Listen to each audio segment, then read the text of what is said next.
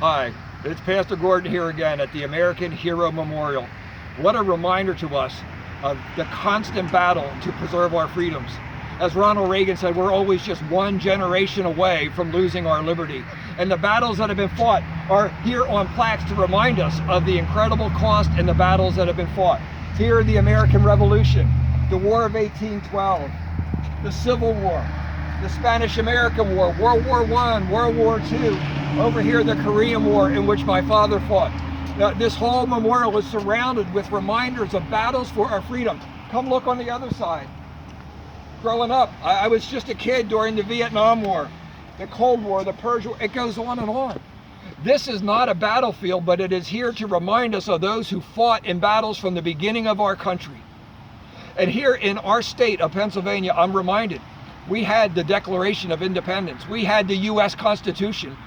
Major documents in American history were written right here in my town of Philadelphia. And more than that, there was a speech given by a major president named Lincoln during a battle where our country was greatly divided. If I can share a version of that, my adaptation of part of that address, it would go something like this. Where we stand here today is not a battlefield, but it represents many a battlefield and the brave men and women who fought for our freedoms.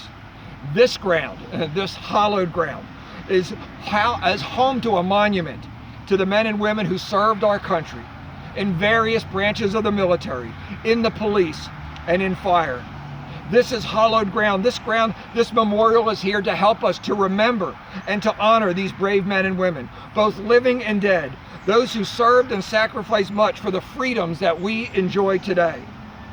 The world will little note nor take time to remember what I say here, but may they never forget what these men and women did here. It is for us the living, rather to be dedicated to the unfinished work which they who fought here have so nobly advanced. It is for us here to be dedicated to keep moving and fulfilling that great task before us.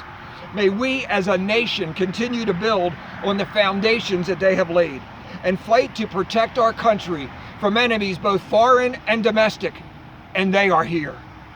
So that this nation, one nation under God, will be experiencing a new birth of freedom and have a government that is of the people, by the people, and for the people, and that this government will not perish from the earth. So help us God. And that's today's word from the Word. More tomorrow. God bless.